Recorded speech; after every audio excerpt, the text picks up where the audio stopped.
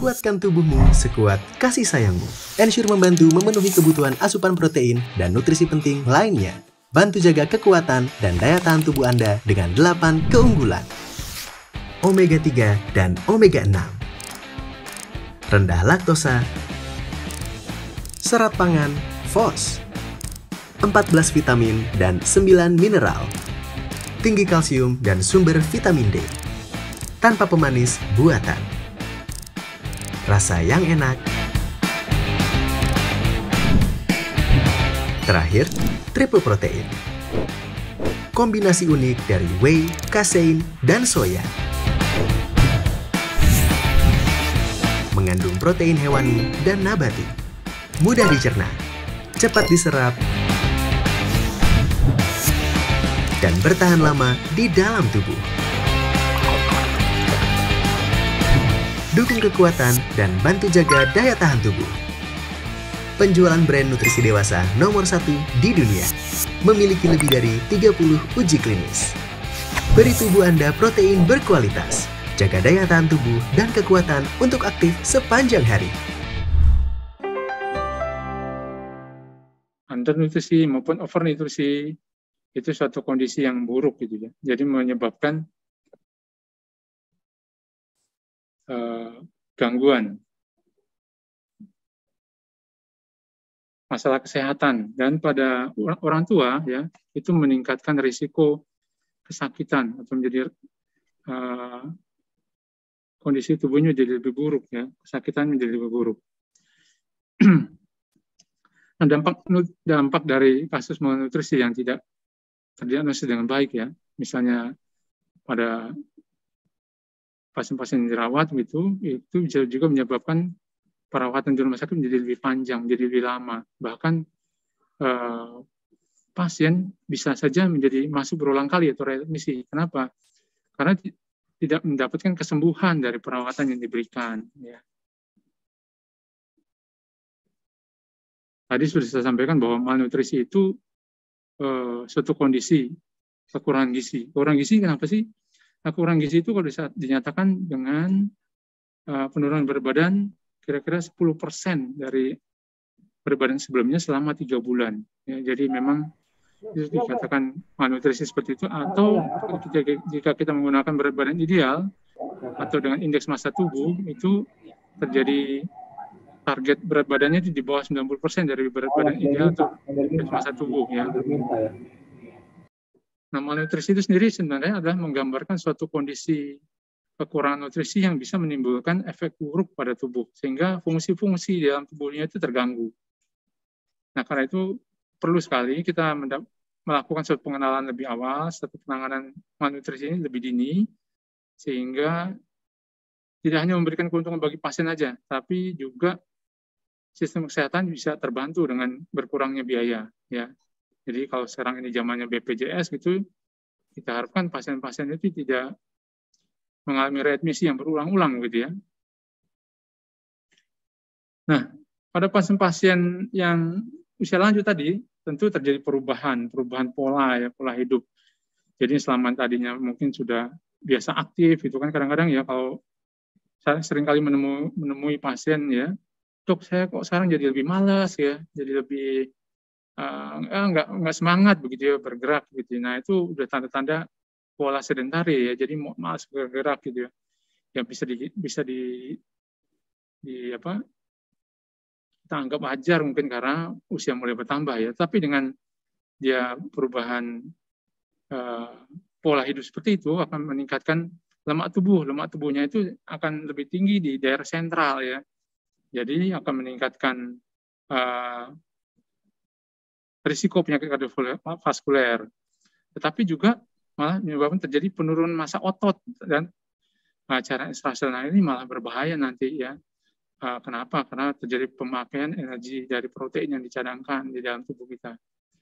Nah, tapi pola sedentar ini juga jadi kebutuhan energinya berkurang sehingga pasien jadi malas makan. Nah, malas makan ini selera makan berkurang. Nah, ini disebut sebagai anoreksi of aging. Jadi semakin berumur gitu ya, semakin malas bergerak begitu. Nah ini selera makannya malah makin berkurang memang menyesuaikan.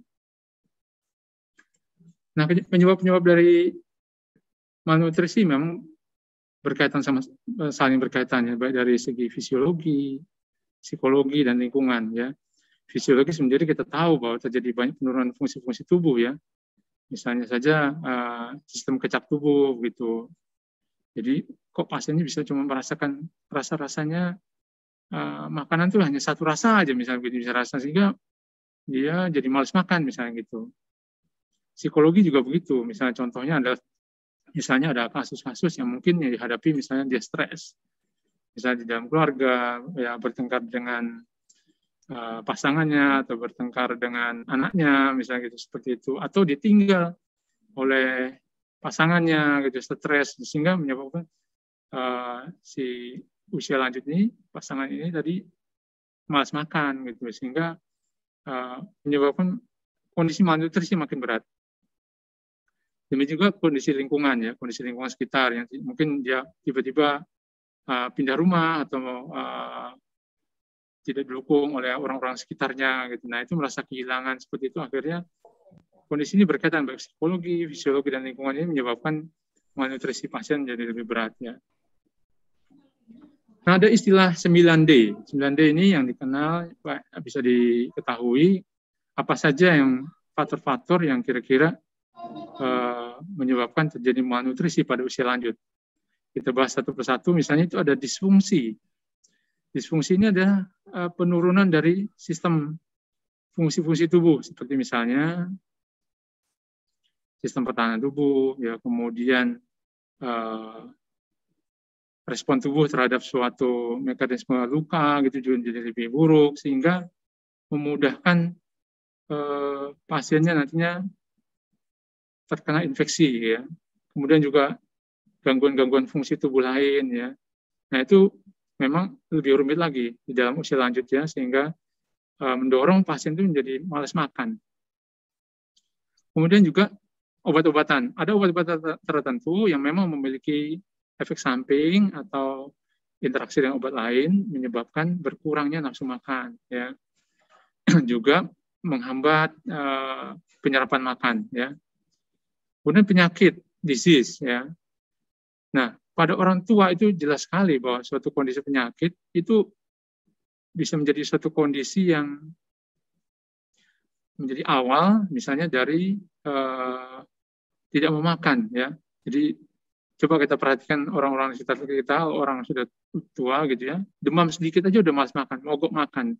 Kalau udah mogok makan begini ya, nanti kondisi status gizinya pasti lebih buruk ya. Kemudian yang keempat adalah disfagi. Disfagi ini adalah sebenarnya kesulitan menelan. Nah, menelan itu adalah suatu proses yang menggunakan proses fase oral, faringeal gitu ya, kemudian esofageal. Nah, kalau ditemukan kondisi-kondisi yang berkaitan dengan gangguan pada fase-fase itu, kemungkinan nanti penderita atau usia lanjut tadi tidak bisa menelan air dengan baik, mudah batuk gitu ya, mudah keselak ya. Kemudian pasien jadi cemas, aduh takut nih, sulit menelan gitu, jadi nggak mau makan, takut makan gitu ya. Kemudian juga ada kondisi diare. Kenapa kondisi diare juga sering terjadi pada orang tua? Karena pada orang tua itu seperti kita ketahui kondisi terjadi perubahan flora normal di usus, menyebabkan keseimbangan juga terganggu. Ini mengakibatkan kuman-kuman patogen yang di dalam usus juga menjadi lebih tinggi. Kemudian juga sistem pertahanan yang ada di usus juga berkurang, sehingga seringkali kita dapatkan pasien-pasien menderita diare, bahkan diarenya bisa cukup lebih lama, lebih dari 2 minggu atau bahkan 4 minggu. Nah, kondisi ini disebut sebagai kronik diare. Nah, kronik diare ini juga kita harus pastikan betul adakah gangguan yang lain selain memang karena faktor usia atau memang ada suatu misalnya gangguan tumor atau massa gitu ya, atau penyakit-penyakit yang kronik yang bisa berlangsung di usus. Nah, kondisi yang berlangsung lama ini menyebabkan kondisi yang tidak nyaman untuk pasien, bahkan bisa terdapat penurunan berat badan. Nah, kondisi psikologis yaitu depresi, ya, seperti saya jelaskan tadi, psikologi ya, depresi ini sendiri menyebabkan penurunan motivasi untuk makan ya. Juga mungkin karena selama makan dia selama ini mungkin bareng-bareng gitu ya, akhirnya lebih banyak menyendiri gitu ya, interaksi sosial berkurang dan makan menjadi berkurang. Kemudian kondisi organik lain adalah demensia. Demensia ini bisa terjadi misalnya pada baik vaskuler misalnya atau vaskuler gitu. Jadi kerusakan organ otak yang menyebabkan memang fungsi kognitifnya terganggu sehingga lupa mengingat jadwal makan, lupa makanannya itu apakah masih dapat diterima dengan baik misalnya gitu. Juga pola-pola hidupnya terganggu gitu ya. Nah, itu semua menyebabkan pasien jadi pola makannya menjadi terganggu ya. Dan itu juga dentition. Dentition itu terkait dengan oral hygiene atau gigi juga, bagaimana kebersihannya gitu. Jadi kalau pasien misalnya atau usia lanjut itu tadi tidak rajin menjaga giginya, mungkin beberapa sudah rontok ya. Jadi mengunyah pun nggak bisa, sulit ya untuk mengunyah. Kemudian juga kalau tidak jaga kebersihan bisa mudah terjadi infeksi juga, rasanya panas di mulut begitu ya. Nah, sensasi rasanya juga menghilang. Nah, ini mengganggu sekali. Yang terakhir ada dyskinesia. Dyskinesia itu adalah tidak dapat mengecap dengan baik. Jadi rasa kecapnya hilang karena memang papil-papil lidahnya mungkin ada penurunan tadi pada usia lanjut ya. Makan menjadi turun sehingga kesenangan untuk makan menjadi berkurang ya. Nah, faktor-faktor ini semua menyebabkan bergabung jadi satu menyebabkan pasiennya menjadi malas makan ya, jadi malas makan, jadi akibatnya bisa timbul malnutrisi. Nah, untuk itu kita perlu belajar, mungkin perlu mengetahui apa sih, bagaimana tanda-tanda yang perlu kita kenal ya, mungkin secara awam gitu ya, untuk mengetahui kondisi-kondisi malnutrisi ya pada pasien atau pada orang tua di sekeliling kita ya. Misalnya kalau fisik ya bisa ketemu ya pasti ya berat badan turun ya. Tadi seperti dikatakan kalau malnutrisi itu berat badan turun lebih dari 10% selama 3 bulan ya. Jadi kalau dalam 3 bulan berat badannya tadinya misalnya 60 tiba-tiba turun jadi sampai 50 ya, lebih dari 10%, itu artinya kita dalam 3 bulan kita harus hati-hati bagaimana dengan asupan makannya. Tentu tanda-tandanya juga berkurangnya massa otot. Massa ototnya apa? Massa ototnya adalah massa cadangan protein gitu ya. Ini akan dibongkar untuk mendapatkan sumber energi. Juga lemak subkutannya juga berkurang. Nah, akibat dari kekurangan protein tadi adalah akan terjadi penumpukan cairan. Jadi seperti bengkak, udema. Kemudian ada penumpukan cairan juga di perut sebagai asites ya.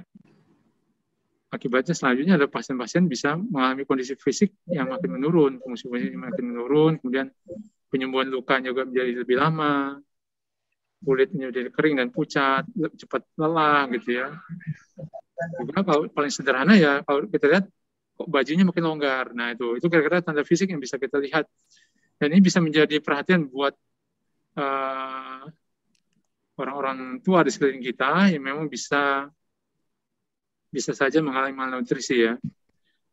Kalau untuk pemeriksaan laboratorium dan screening atau alat bantu itu mungkin menjadi tugas dari seorang klinisi ya. Jadi kalau memang nanti kita temukan pasien-pasien di sekeliling kita atau orang tua di sekeliling kita kok tiba-tiba ada fisiknya seperti ini, tanda-tanda oh berarti kurang gizi dong nih, ada sesuatu yang menyebabkan apa nih. Nah itu mungkin perlu dikonsultasikan mungkin dengan dokter dulu, ditanyakan apa sih yang jadi penyebabnya sehingga mengalami malnutrisi ini. Kemudian tentu dokter akan melakukan pemeriksaan beberapa tes yang penting untuk dilakukan ya untuk laboratorium. Kemudian juga mungkin dengan alat bantu semacam tools itu dengan tanya jawab ya. Jadi dengan mini nutritional assessment, kemudian juga dengan menggunakan semacam risiko indeks begitu ya. Nah itu nanti akan membantu diagnosis para klinisi untuk wah ini memang betul nih suatu malnutrisi begitu ya.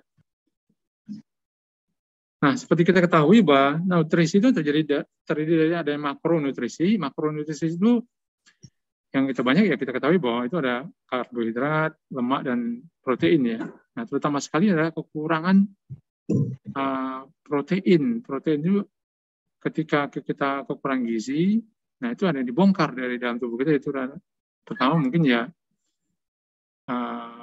proteinnya dulu. Setelah itu nanti lemak atau lemak dulu mungkin nanti ya. Tapi kedua-duanya pasti akan berkurang. Nah, tanda-tanda yang sering kita mudah temui adalah penurunan massa otot ya. Penurunan massa otot ini kan penyimpanan dari protein ya. Seperti kita ketahui bahwa paling mudah ada melihat misalnya di daerah dahi ya. Daerah dahi itu bagian tulang-tulangnya kelihatan enggak? Nah, kalau tulang kranium atau tulang kepalanya aja bisa terlihat dengan jelas, misalnya tipis sekali itu dengan kulitnya, itu sudah bisa menjadi tanda awal dari kekurangan zat gizi atau protein tadi ya. Jadi otot adalah sebagai salah satu penilaian bahwa ini mulai tanda-tanda malnutrisi yang berlangsung sudah cukup lama ya. Jadi kita bisa melihat di daerah otot-otot besar ya, otot-otot daerah klavikula, jadi maksudnya di tulang selangkanya ini di bawah, kemudian tulang dada, tulang skapula, tulang belakang ya. Kemudian juga pahanya ya, di daerah lengan, paha, kemudian juga daerah betis ya. Jadi kita bisa melihat bagaimana massa ototnya mulai berkurang gitu ya. Nah, untuk yang lemak gitu ya, lemak kita bisa melihat adalah di bawah mata. Bawah mata, jadi di bawah mata itu mungkin lemaknya kalau udah mulai berkurang, kita bisa melihat di situ, atau di daerah lengan atau lingkar lengan. Makanya itu ada pemeriksaan lingkar lengan ya. Di situ saja sudah kita bisa melihat kalau misalnya makin kendor, loh, kok lemaknya habis nih gitu. Nah, ini sudah mulai juga boleh dikatakan tanda malnutrisi yang sudah berlangsung lama. Selain itu juga bisa mikronutrisi. Mikronutrisi itu berarti bahan-bahan makanan yang kecil-kecil ya, seperti zat-zat penting seperti vitamin, begitu ya, zat-zat besi, asam folat, kemudian vitamin itu vitamin B1, B2, B3, sampai B12, B6, B12 ya. Nah, yang perlu diperhatikan mungkin yang kecil-kecil seperti misalnya kita bisa melihat adalah rambut. Rambutnya mungkin tidak rata lagi atau berulir gitu ya. Jadi kecil-kecil berulir, kok pertumbuhan rambutnya nggak bagus ya. Kemudian juga matanya pucat, wajahnya pucat, gusinya bengkak, juga kulitnya menjadi lebih gelap. Mungkin juga kita temukan pada orang tua ada sariawan di sudut mulut. Nah, ini harus hati-hati, ada sariawan ya. Itu tanda-tanda ada defisiensi vitamin B ya. B2, B3, B6, B12, zat besi ya. Kemudian juga ada perubahan dari rasa mengecap serta nail spoon atau bentuk kuku sendok ya. Memang ada kondisi penyakit yang menyebabkan tanda-tanda seperti itu gitu. Tetapi kalau kita menemukan tanda-tanda seperti ini, kita harus sudah perhatikan dulu sebenarnya ini ada gangguan nutrisi nggak nih gitu ya. Sebagai orang-orang terdekat di usia lanjut ya, di sekitar kita ada tanda-tanda seperti itu, kita harus waspada. Tetapi kalau memang dia punya dasar penyakit yang mendasari, misalnya ada gangguan-gangguan atau tanda-tanda seperti ini, masih bisa dikaitkan dengan kondisi seperti misalnya diabetes ya, kemudian juga hipotiroid ya. Juga yang paling sering ada, bukan paling sering, agak jarang ada sindrom genetik ya, sindrom genetikes ini. Itu ada gangguan hormon pertumbuhan gitu ya. Jadi memang pertumbuhannya terganggu. Tapi yang penting adalah kita mengenali tanda-tanda fisik ya, yang bisa kita gunakan sebagai tanda wah ini kekurangan atau terganggu mikronutrisinya. Nah, ini adalah saya mau jelaskan adalah mengenai protein sebagai sumber energi. Tapi tadi saya sudah sampaikan bahwa kalau seseorang kemudian mendapatkan asupan nutrisi yang tidak baik atau tidak cukup, maka cadangannya akan dibongkar, yaitu cadangan proteinnya. Cadangan protein ini kalau digunakan berarti akan menggunakan yang ada di dalam tubuh, yaitu timbun di otot. Ya. Juga akibatnya adalah kurangnya respon imun. Nah, kalau sudah seperti ini mungkin dia akan rentan terhadap suatu penyakit. Ya. Selain itu juga kekuatan ototnya jadi berkurang. Kalau kekuatan otot berkurang, menyebabkan gangguan pernafasan. Jadi gimana dia mau bernafas dengan otot-otot pernafasan yang misalnya menjadi lemah gitu. Akibatnya dia menjadi mudah terjadi infeksi saluran nafas. Selain itu juga dia kalau kekuatan otot berkurang dia jadi mudah jatuh. Sudah jatuh nanti ada fraktur atau patah, terjadi lebih mudah tidur aja, imobilisasi. Ya tidak mudah akibatnya dari bekuan darah. Juga gangguan sumber energi protein ini menyebabkan gangguan aktivitas harian. Pasien lebih banyak tidur, darahnya jadi lebih lambat jadinya. Jadi trombosis akhirnya semuanya berujung pada kematian. Nah itulah kenapa dikatakan tadi di depan bahwa penurunan berat badan pada usia di atas 60 tahun itu berbahaya sekali. Itu menjadi suatu tanda bahwa ini risiko kematian. Ada sesuatu yang mendasari mungkin kondisi-kondisi penyakit tadi ya, fisiologinya atau psikologi yang bisa menyebabkan akhirnya pasiennya mudah infeksi, mudah terjadi pembekuan darah tadi dan berujung pada kematian. Nah, selain itu adalah ini yang bisa disampaikan bahwa selain itu malnutrisi juga menyebabkan gangguan mekanisme pengaturan suhu garam cairan elektrolit gitu ya, sehingga pasiennya kadang-kadang ada yang bengkak, suhunya menjadi mudah turun ya, dehidrasi. Akibatnya memang itu menyebabkan gangguan pada homeostasi atau jantung juga. Juga kekurangan vitamin C, vitamin B12, folat, ya, vitamin A, yang penting adalah kalium, zat besi. Ini semuanya juga dibutuhkan oleh tubuh kita. Kalau ini terganggu, kondisi tubuh kita berjalan tidak normal, dan ini bisa menyebabkan risiko kematian juga, seperti saya jelaskan tadi. Untuk psikososial, untuk psikis memang tentu akan berakibat pasien mengalami depresi.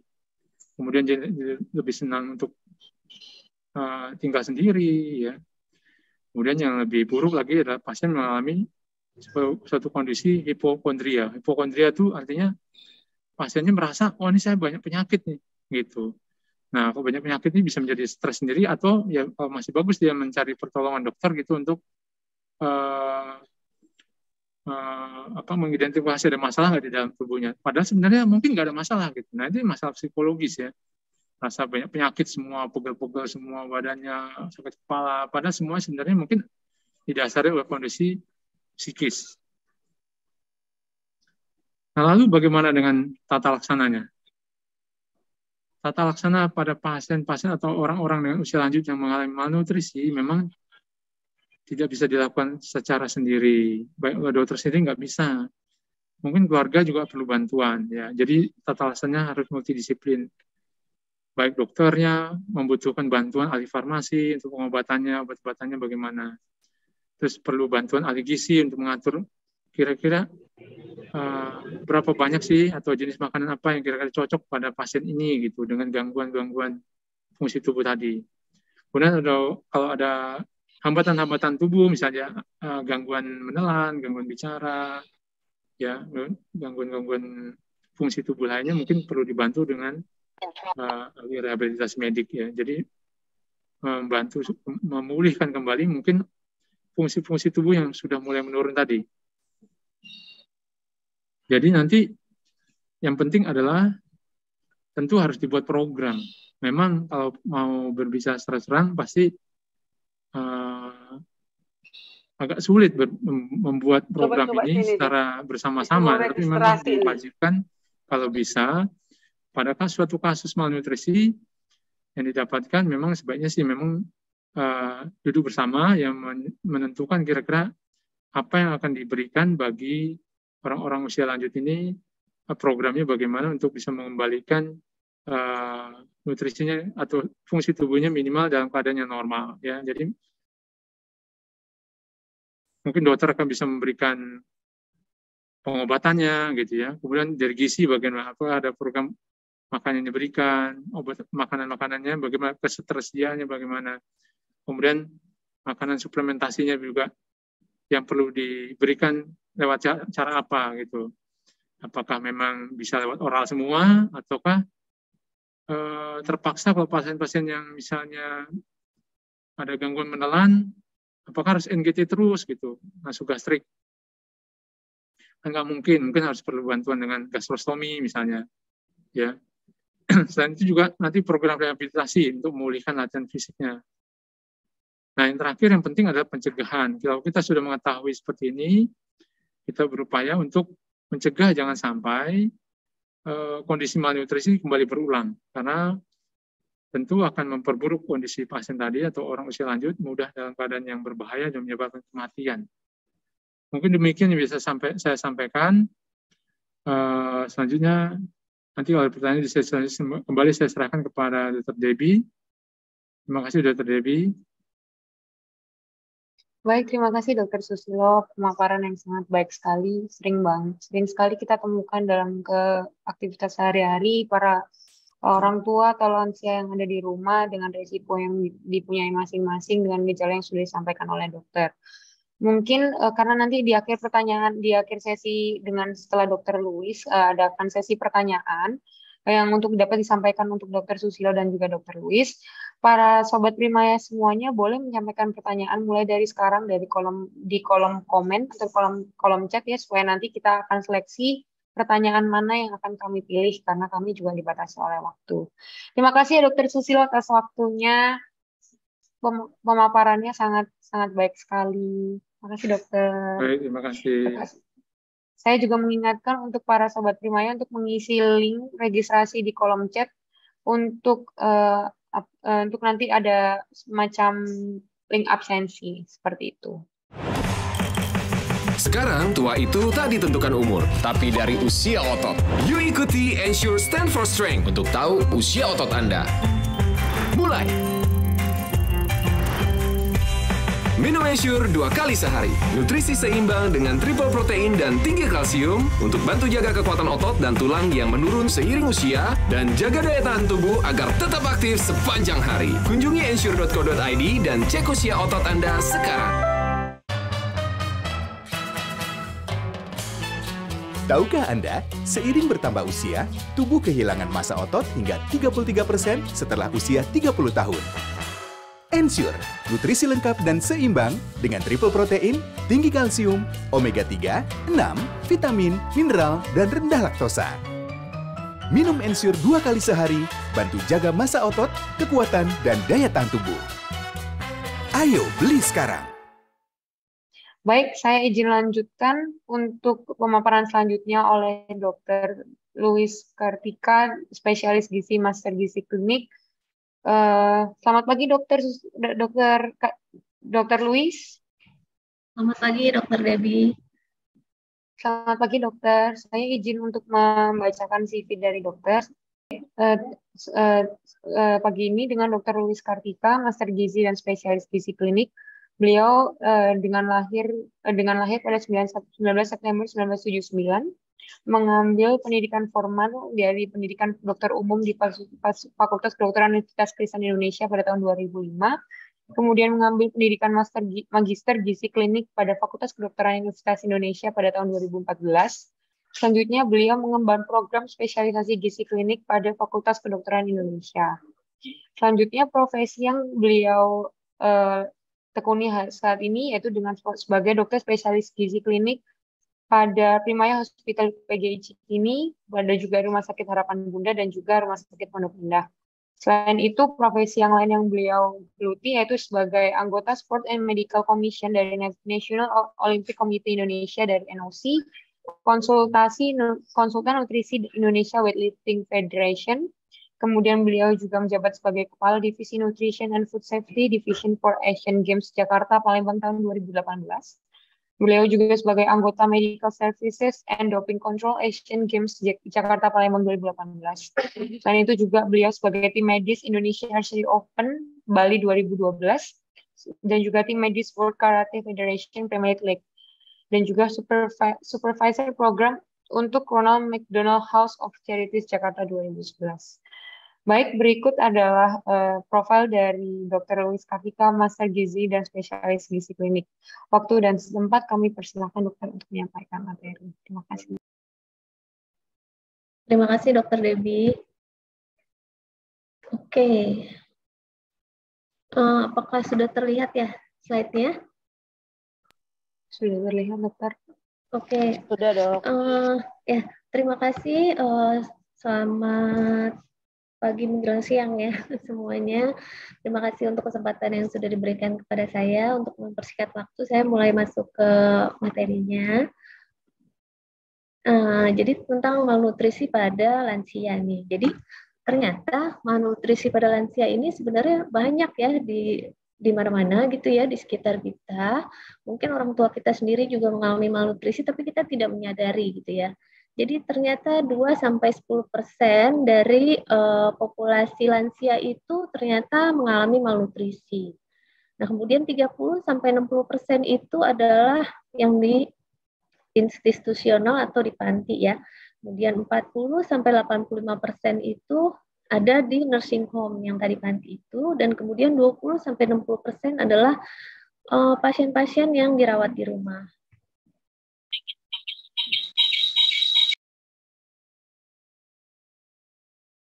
Oke, nah mengapa kita harus peka atau kita harus memperhatikan tentang si malnutrisi ini? Karena ternyata kalau lansia ini mengalami malnutrisi, dia itu ternyata 2 kali lebih banyak untuk harus pergi ke dokter ya. Kemudian 3 kali lebih banyak untuk harus dirawat di rumah sakit.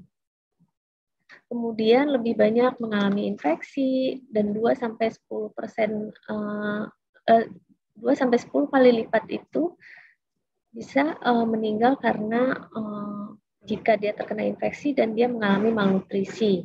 Kemudian malnutrisi ini juga menurunkan kekuatan otot, kemudian mengganggu proses penyembuhan, dan juga sebenarnya malnutrisi ini malah lebih buruk ya dibanding dengan yang obesitas nih. Nah, ini beberapa penyebab dari penurunan berat badan pada lansia. Ada karena obat-obatan, karena lansianya mengidap penyakit-penyakit metabolik atau penyakit kronis yang memang harus minum obat. Tapi kadang efek sampingnya juga mempengaruhi pola makan, nafsu makan, dan lain-lain. Kemudian biasanya nih orang-orang tua nih agak-agak sensitif ya, depresi, kemudian dia menjadi anoreksi. Kemudian ya tadi ya ada gangguan paranoid, kemudian ada gangguan menelan, gangguan oral, kemudian mungkin secara ekonomi juga menurun ya kondisinya. Jadi dia tidak bisa mengakses makanan-makanan atau bahan makanan yang mencukupi nutrisinya. Kemudian ada gangguan ingatan nih, demensia, kemudian ada gangguan tiroid, ada malabsorpsi atau gangguan penyerapan zat gizi gitu ya, kemudian ada gangguan makan, terus misalnya nih pasiennya ada hipertensi dan lain-lain ya, ada kolesterol, jadi makanannya harus dimasaknya dengan garam yang sedikit, jadi rasanya juga terganggu, kemudian ada gangguan dalam atau masalah dalam mencari atau membeli bahan makanan. Nah ini adalah dibilangnya malnutrisi itu lingkaran setan, karena ada pada lansia dengan malnutrisi, dia akan mengalami apati, depresi, dan gangguan konsentrasi, kemudian akan menurunkan nafsu makannya, nafsu makan menurun, asupan menurun, kekuatan ototnya menurun, mobilitasnya berkurang nih, jadi mungkin lansianya cuma bisa duduk-duduk atau tidur-tiduran aja, sudah malas beraktivitas atau bersosialisasi. Nah, kemudian lama-lama kemampuannya dia untuk makan juga berkurang ya, untuk menyerap zat nutrisi juga berkurang karena enzim-enzim baru berkurang, dan kemudian malnutrisinya akan semakin berat. Nah, ini berbagai faktor yang berkontribusi pada penyakit utama yang berhubungan dengan malnutrisi nih, yaitu intake atau asupan makanan yang terganggu, kemudian adanya gangguan penyerapan makanan, kemudian ada peningkatan kebutuhan nutrisi nih, misalnya dengan penyakit-penyakit yang kronis ya.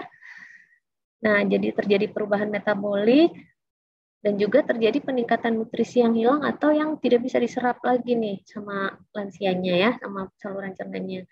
Kemudian kondisi malnutrisi pada pasien itu atau pada lansia itu sangat merugikan karena menyebabkan peningkatan angka morbiditas, gangguan penyembuhan luka, seperti yang tadi sudah dijelaskan ya. Kemudian peningkatan risiko terjadinya infeksi, komplikasi. Kemudian yang berakibat pada akhirnya adalah peningkatan angka kematian. Nah, kalau misalnya sedang sakit juga pengobatan ini menjadi kompleks dan akhirnya masa rawatnya juga menjadi bertambah lama. Keseluruhan faktor tersebut akhirnya menyebabkan biaya kesehatan yang besar dan juga kualitas hidup dari lansia yang rendah. Kemudian, ini mungkin tadi udah dibahas juga sama Dr. Susilo, ini saya coba jelaskan tentang sarkopeni dan hubungannya dengan malnutrisi ini. Jadi malnutrisi seringkali ditemukan kan pada ragam populasi pasien, terutama yang lansia atau usia lanjut, dan prevalensi sarkopeni ini meningkat nih seiring bertambahnya usia. Saya skip dulu ya. Nah ini, jadi sarkopenia itu adalah kehilangan massa otot yang berhubungan dengan usia nih. Apalagi kalau misalnya lansia dengan penyakit-penyakit kronis. Nah, pada penelitian didapatkan komplikasi terkait dengan hilangnya massa otot. Jadi pada kehilangan massa otot sebesar 10%, ini didapatkan gangguan imunitas, kemudian peningkatan risiko terjadinya infeksi. Nah, pada kehilangan otot sebanyak 20%, ini didapatkan penurunan kekuatan otot nih, dan gangguan penyembuhan. Jadi kalau misalnya terkena luka gitu ya, jatuh atau apa ada luka, nah itu proses penyembuhan lukanya jadi lama. Kemudian pada kehilangan massa otot sebesar 30%, ada komplikasi-komplikasi lain nih seperti pneumonia, kemudian kalau dia luka dia nggak sembuh-sembuh dan juga dekumbitus. Nah,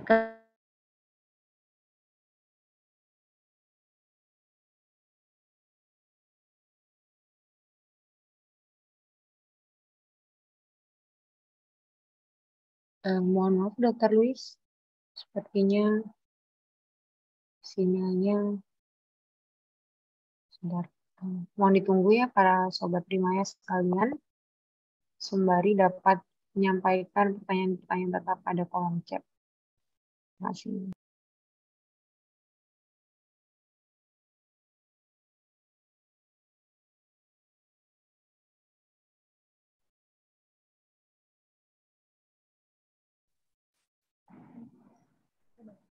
Sudah terdengar suaranya? Sudah, dokter. Oke, tadi nyampe mana ya? Sampai massa otot yang berkurang yang 10% yang sarkopeni itu, dok. Oke, coba saya ulang lagi. Aduh maaf, nggak tahu masalahnya. Iya, apa dokter. Oke, nah jadi tadi massa otot sebesar 10% tuh mulai ada gangguan ya, gangguan imunitas, kemudian peningkatan risiko terjadinya infeksi. Nah, kemudian kalau kehilangan massa ototnya sampai 20%, itu didapatkan muscle weakness-nya tuh meningkat, jadi kekuatan ototnya makin lemah nih. Kemudian udah mulai ada... Dokter, untuk screen-nya apakah sudah di-share atau bagaimana ya, dok? Soalnya kami nggak bisa melihat. Oke, bentar ya. Iya, baik dokter.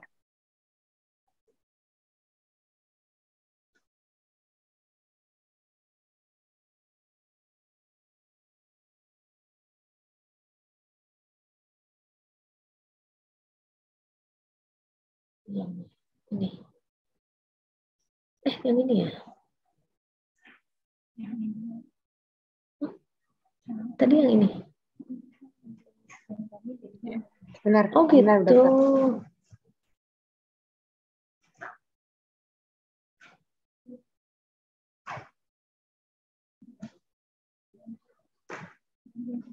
Oke.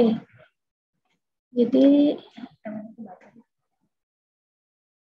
bentar ya.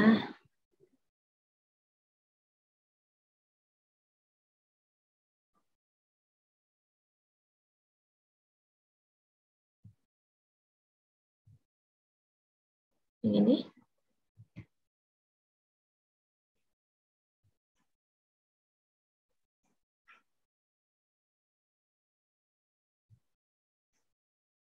Nggak bisa. Hah? Yang tadi.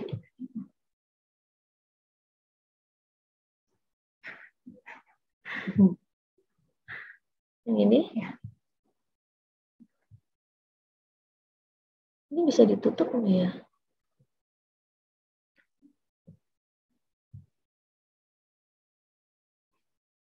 Bukan maksudnya ininya. Nah.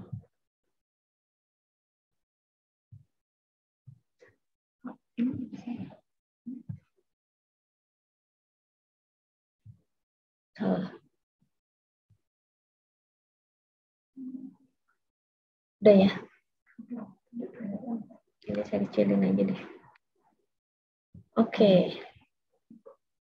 Dilanjut ya. Jadi tadi sampai 20% ya.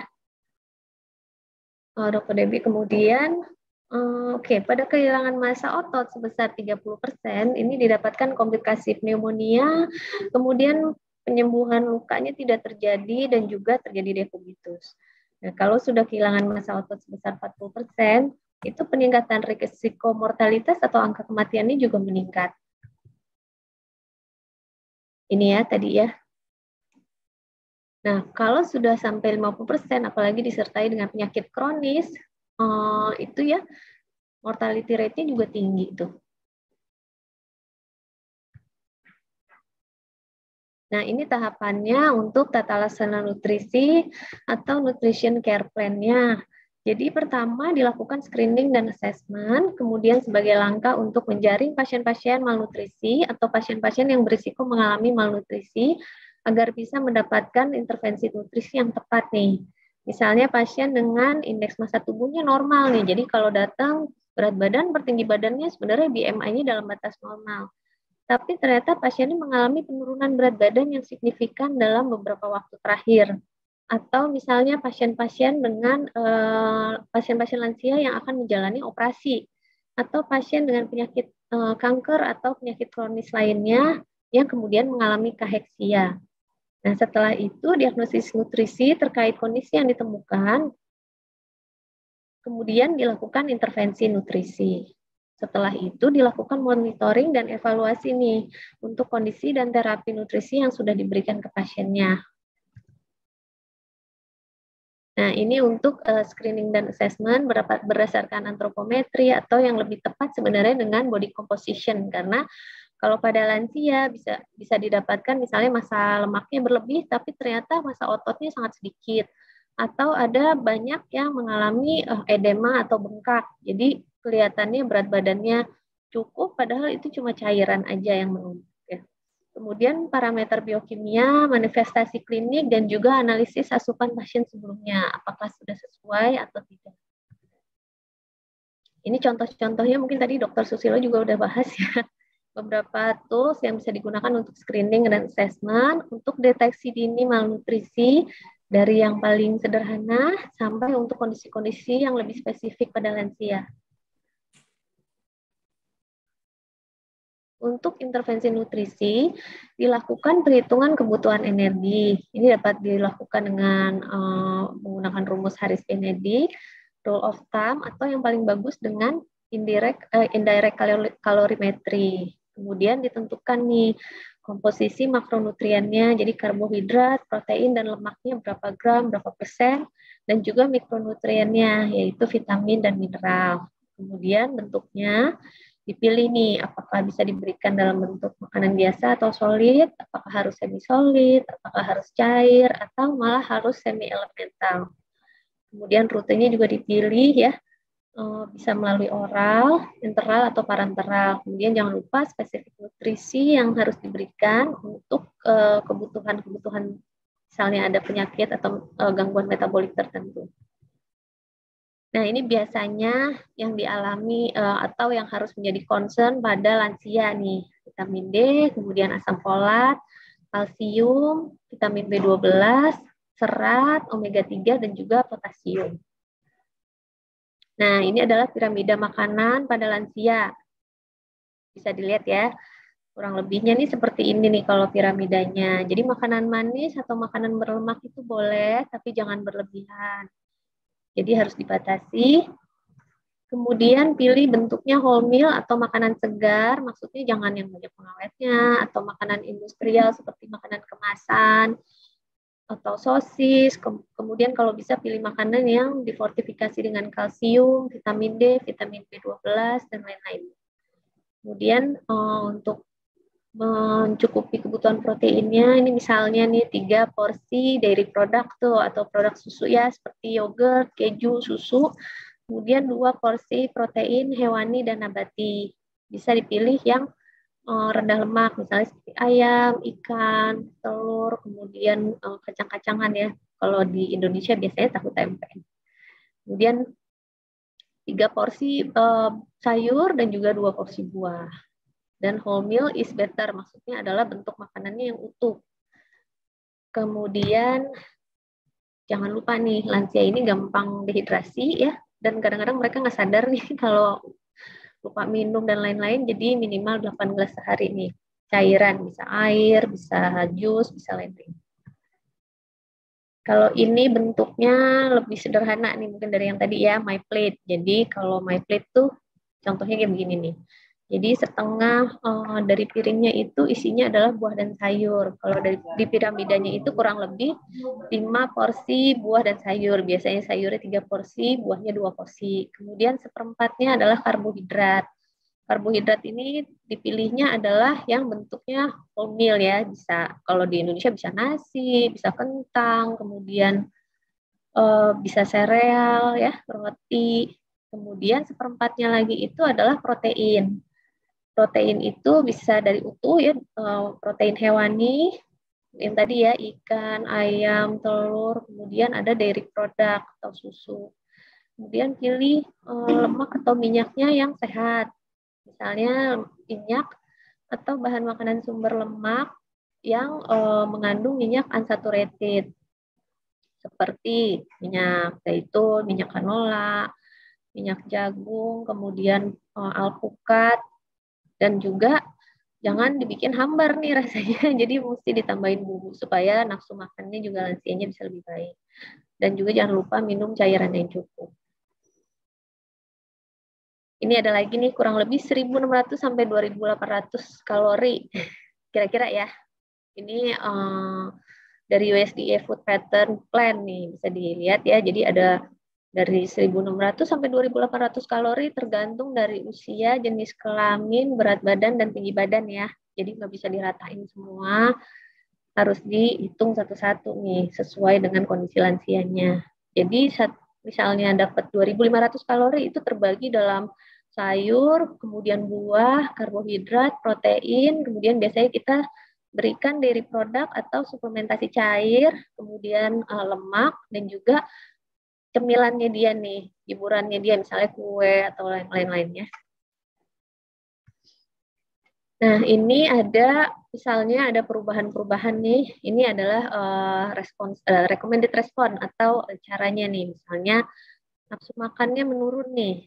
Nah, apa yang mesti kita lakukan nih di rumah, misalnya harus memonitor berat badan, kemudian disemangatin nih lansia yang di rumah nih untuk makan gitu ya, kemudian diberikan meal replacement product atau makanan-makanan yang didesain untuk mencukupi kalori. Jadi makanannya volumenya nggak terlalu besar, tapi kalorinya lumayan padat gitu ya.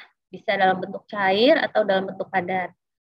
Kemudian misalnya nih taste bud-nya udah bermasalah nih. Jadi kalau dirasa makanan nggak ada rasanya semua gitu ya. Biasanya orang tua suka mengeluh gitu. Jadi diberikan variasi-variasi makanan, kemudian diberikan bumbu dan rempah yang bisa menggugah seleranya nih. Kemudian misalnya ada gangguan mengunyah. Nah, itu harus dimodifikasi nih konsistensi makanannya. Kemudian dibawa ke dokter gigi untuk dikontrol nih, ada masalah atau enggak gitu ya.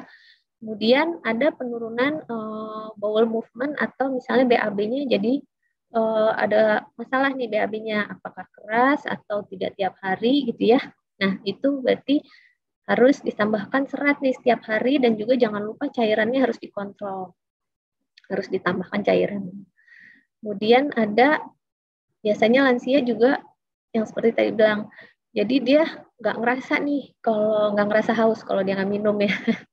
Jadi harus diingatkan juga untuk konsumsi cairan yang cukup. Dan hati-hati kalau sampai terjadi dehidrasi nih pada lansia. Nah, kemudian ini misalnya nih ada namanya decrease lactose production, laktase ya.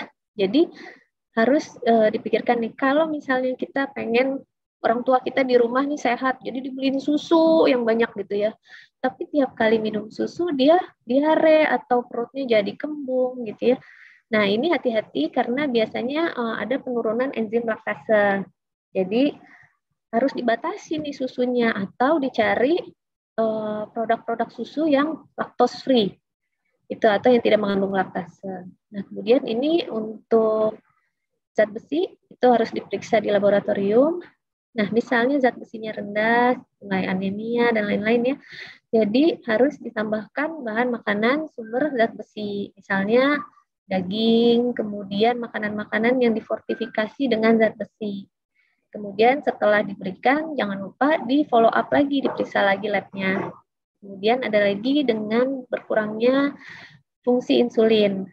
Nah, kalau seperti ini harus dipertahankan nih berat badannya dalam range yang normal, kemudian harus di-encourage atau dipacu untuk olahraga atau physical activity. Jadi tapi bukan disuruh lari dan lain-lain ya, tergantung dengan kondisinya. Ada olahraga untuk lansia juga ada. Kemudian misalnya ada penurunan fungsi ginjal. Nah, ini proteinnya harus dihitung nih. Jadi harus dibatasi, tapi bukannya tidak diberikan sama sekali. Kalau tidak diberikan sama sekali, nanti massa ototnya akan banyak menurun, komplikasinya akan lebih banyak. Oke, ini untuk yang gangguan mengunyah ya. Jadi caranya adalah diajarin untuk makannya lebih pelan-pelan gitu ya. Kemudian jangan sambil minum karena takut nanti tersedak. Kemudian makannya juga dalam sedikit-sedikit. Kemudian ditambahkan misalnya sup atau kuah gitu ya. Kemudian harus konsentrasi nih. Jadi jangan didistraksi, jangan diajak ngobrol kalau sambil makan gitu ya, dan lain-lain. Bisa dibaca ya. Oke, kesimpulannya malnutrisi adalah masalah yang harus menjadi concern pada pasien-pasien lansia karena berkaitan dengan kaheksia, sarkopenia, dan frailty syndrome. Nah, intervensi nutrisi sejak dini dapat menurunkan angka morbiditas atau angka kesakitan, komplikasi, lama rawat di rumah sakit dan readmission, dan juga penurunan angka kematian. Nutrisi dan hidrasi yang untuk lansia harus disesuaikan atau dihitung secara individual dan dilakukan dengan komprehensif untuk meningkatkan atau mempertahankan status nutrisi, kondisi klinis yang baik, dan kualitas hidup yang lebih baik. Terima kasih. Baik, terima kasih Dr. Louis, pemaparan yang sangat komprehensif ya dok, dari segi pencegahan sampai penanganan dok. Sering banyak kita temui di masyarakat juga, mungkin worry-nya terlalu lebih ke obesitas, ternyata malnutrisi, kekurangan gizi itu juga perlu diperhatikan ya dok.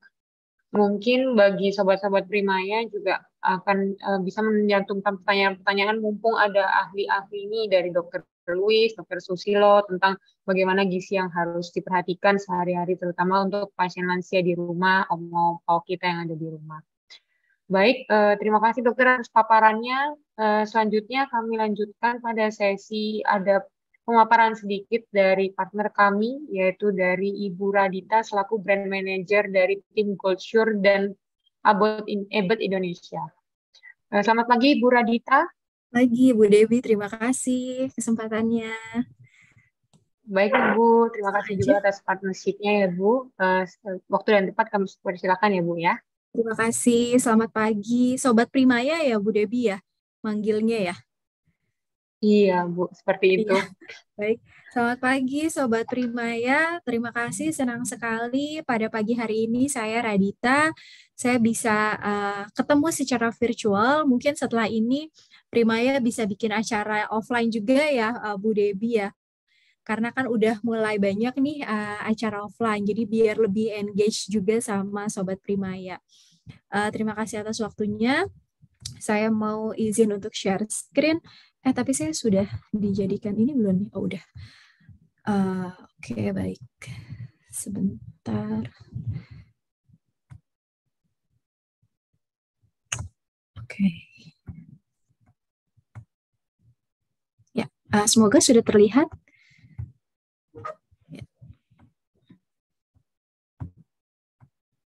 Bentar saya search. Oke, saya mau sedikit sharing ke Sobat Primaya sekalian mengenai Ensure. Ensure untuk dukung kekuatan dan bantu jaga daya tahan tubuh, karena tadi juga sudah disampaikan lah oleh Dr. Susilo mengenai bagaimana caranya agar bisa tetap menjaga kesehatan seiring dengan mungkin bertambahnya usia. Kemudian Dr. Luis juga sudah menjelaskan ke Sobat Primaya sekalian untuk bagaimana kebutuhan nutrisinya. Nah, sekarang saya ingin sharing mengenai Ensure. Apa itu Ensure? Mudah-mudahan Sobat Primaya di sini sudah pernah mendengar Ensure atau mungkin sudah pernah nyobain, sudah pernah pakai. Saya mulai dulu dengan fakta yang ada di dunia mengenai orang dewasa. Jadi, faktanya adalah kalau konsumen, kita bicara mengenai konsumen, 6 dari 10 konsumen di dunia adalah orang dewasa. Jadi, walaupun kayaknya ini kalau di Indonesia pertumbuhan penduduknya semakin turun ya angka kelahirannya, tapi kemudian orang dewasa yang makin meningkat. Di dunia juga seperti itu. Jadi 60% konsumen di dunia adalah masuk ke orang dewasa. Faktanya apa pada usia dewasa? Penting untuk menikmati hidup seiring dengan bertambahnya usia. Jadi jangan sampai pada saat kita sudah nanti mungkin usianya bertambah, kerja keras pada saat muda, lebih muda atau dewasa muda kerja keras, inginnya pada saat dewasa, pada saat lebih lanjut usia itu inginnya menikmati hidup. Badannya juga fisiknya masih kuat gitu. Gimana caranya? Jadi penting untuk asupan nutrisi dan aktivitas fisiknya. Ini salah satu fakta usia dewasa di Indonesia. Tadi saya berbicara ya bahwa angka kelahirannya kan semakin lama Indonesia semakin turun ya, sekarang dijaga angka kelahiran dengan program BKKBN. Tapi orang usia dewasanya semakin meningkat. Jadi diperkirakan pada tahun 2035 ada sebesar 28% penduduk di Indonesia adalah usianya lansia di atas 50 tahun. Dan kemudian apa ini hubungannya, bahwa jumlah lansia ini berpengaruh terhadap nanti tantangannya buat pemerintah, buat negara adalah mempersiapkan lansia yang tetap sehat, aktif, dan mandiri. Jadi tidak ketergantungan terhadap caregiver-nya gitu. Nah, dimulai dengan hidup yang berkualitas, dimulai dari masa otot yang kuat. Kenapa sih? Mungkin kalau misalnya Sobat Primaya mendengar masa otot, kita ingatnya tuh bodybuilder gitu. Ada rai, perut, kotak-kotak, biceps, triceps gitu. Padahal enggak loh Sobat Primaya. Masa otot itu adalah hal yang paling penting karena mencakup 40% dari total berat badan manusia. Masa otot itu terdiri dari otot rangka, halus, dan jantung. Fungsinya yang pertama buat postur tubuh kita.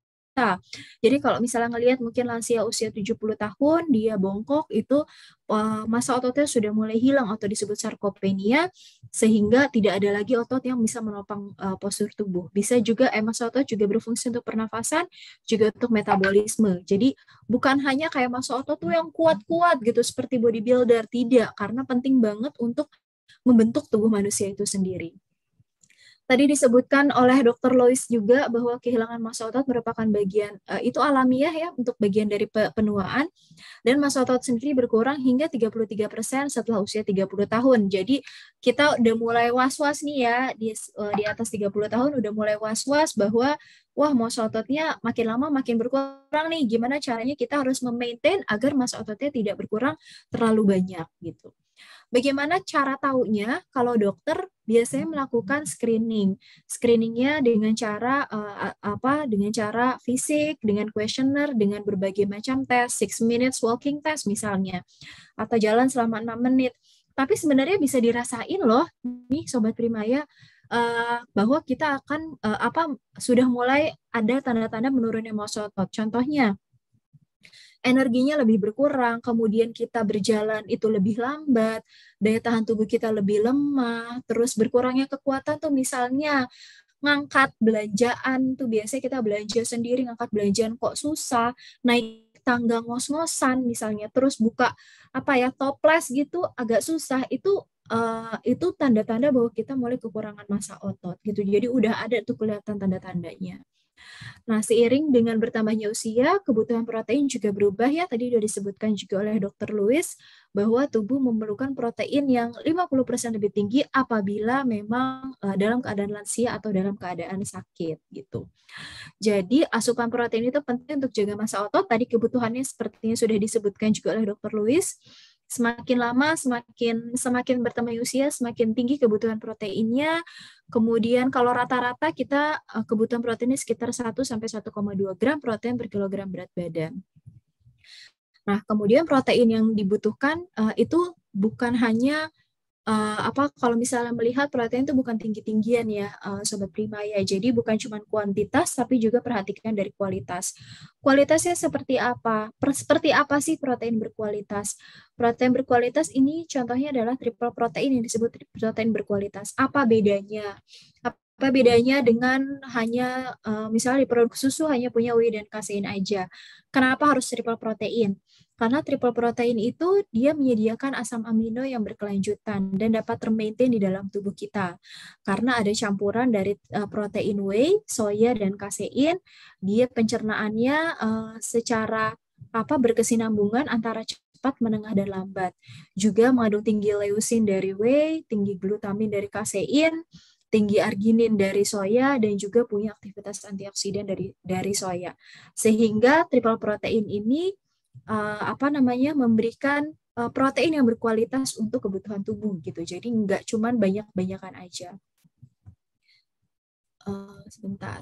Selain protein juga sekarang lumayan hati-hati lagi ya Sobat Primaya, karena kasus COVID meningkat lagi, sehingga masih penting untuk kita untuk tetap menjaga daya tahan tubuh dengan asupan nutrisi-nutrisi yang penting untuk daya tahan tubuh seperti antioksidan, zinc, protein, vitamin A, D, dan serta vitamin C.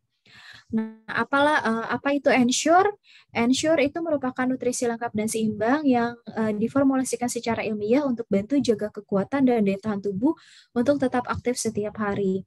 Ensure mengandung triple protein, jadi Ensure merupakan satu-satunya susu dewasa di Indonesia yang mengandung triple protein, yaitu tadi protein berkualitas yang dapat diserap dengan cepat oleh tubuh secara bertahap dan lama bertahan dalam tubuh. Ensure mengandung 100% lemak nabati yang mengandung 88% kandungan lemak yang tidak jenuh, omega 3 dan omega 6. Jadi jangan khawatir nih kalau misalnya kita nih mulai usia di atas 30 tahun kan biasanya sangat khawatir ya, was-was ya dengan konsumsi lemak. Banyaklah di antara kita yang punya masalah kolesterolnya tinggi misalnya, atau hiperlipidemia, atau trigliseridnya tinggi pada saat medical check up. Wah, mesti hati-hati nih makan lemaknya gitu. Lemaknya dikurang-kurangin, padahal masih ada lemak yang baik untuk tubuh kita, yaitu lemak nabati. Nah, Ensure mengandung 100% lemak nabati, yaitu lemak nabatinya tinggi kandungan lemak tidak jenuh dan lebih rendah kolesterol gitu. Asalnya dari minyak bunga matahari, canola, dan minyak kedelai. Ensure juga mengandung 14 vitamin dan 9 mineral tadi ya. Ensure mengandung 100% lemak nabati yang kaya akan lemak tidak jenuh. Dan ada studinya bahwa mengganti lemak jenuh dan lemak tidak jenuh direkomendasikan untuk mengurangi risiko penyakit jantung. Ensure memiliki 8 keunggulan. Yang pertama, nutrisi lengkap dan seimbang. Tadi triple protein, 14 vitamin dan 9 mineral, tinggi kalsium dan sumber vitamin D, memiliki serat pangan fos, omega 3 dan omega 6 dari 100% lemak nabati, serta yang paling penting juga nih buat orang dewasa itu rendah laktosa. Karena biasanya orang dewasa di Indonesia itu kalau minum susu biasanya mules, kembung, perutnya bergejolak gitu, terus mau ke belakang terus, diare. Nah, Ensure juga rendah laktosa sehingga lebih nyaman dan aman untuk pencernaan orang dewasa. Rasanya juga enak. Ensure juga memiliki uji klinis nih, penting banget, jadi nggak asal-asalan produknya.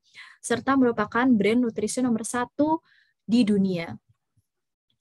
Ensure tersedia saat ini dengan rasa vanila dan coklat yang lezat. Jadi taunya dari mana ya rasanya lezat? Sudah ada penelitian oleh Home Tester Club, lembaga peneliti konsumen, pada 150 konsumen. Konsumsi Ensure katanya 9 dari 10 home tester menyukai aroma, rasa, serta tekstur dari Ensure. Dan ini yang lebih powerful lagi, yaitu 10 dari 10 home tester percaya konsumsi Ensure secara rutin 2 kali sehari selama 4 minggu dapat membantu membangun massa otot, kekuatan, dan kekebalan pada tubuh. Jadi ini 100% trusted by konsumen. Jadi berasa banget nih habis minum Ensure selama 4 minggu, sebulan, 2 kali per hari kok badannya enak gitu. Kok lebih berasa bahwa lebih kuat gitu, lebih segar gitu. Nah, ini rangkaian produk solusi nutrisi dewasa, ada yang namanya GoSure. Ini lebih ke nutrisi untuk pemulihan, jadi pada saat sakit, rawat inap, perawatan, dan kemudian kalau misalnya sudah pulang dari rumah sakit, dapat dilanjutkan dengan Ensure. Kalau GoSure ini kategorinya pangan untuk kondisi medis khusus ya Sobat Primaya, hanya bisa tersedia di rumah sakit dan apotek, sementara Ensure tersedia di supermarket secara luas gitu. Perbedaannya kalau misalnya tadi pasien pada saat sakit dan pemulihan penggunaan GoSure 6 sendok takar, 6 scoop per saji dengan air 185 ml, 2-3 gelas per hari, saji per hari. Dilanjutkan dengan Ensure untuk dukungan nutrisi sehari-hari setelah sembuh dari sakit dengan 5 scoop per saji, ditambahkan ke dalam 200 ml air 2 kali per hari. Ayo Sobat Primaya, tetap jaga massa otot untuk daya tahan tubuh kuat serta hidup yang berkualitas. Terima kasih. Baik, terima kasih Kak Raditya atas pemaparannya. Sebentar lagi kami akan memulai dengan sesi tanya-jawab. Untuk Sobat-Sobat Primaya juga masih dibuka untuk tanya-jawab, tetapi sepertinya sudah cukup banyak ya yang ingin bertanya, jadi mohon maaf jika ada pertanyaan yang tidak sempat untuk dijawab karena kami juga terbatas oleh waktu ya. Saya mulai dengan pertanyaan pertama ya.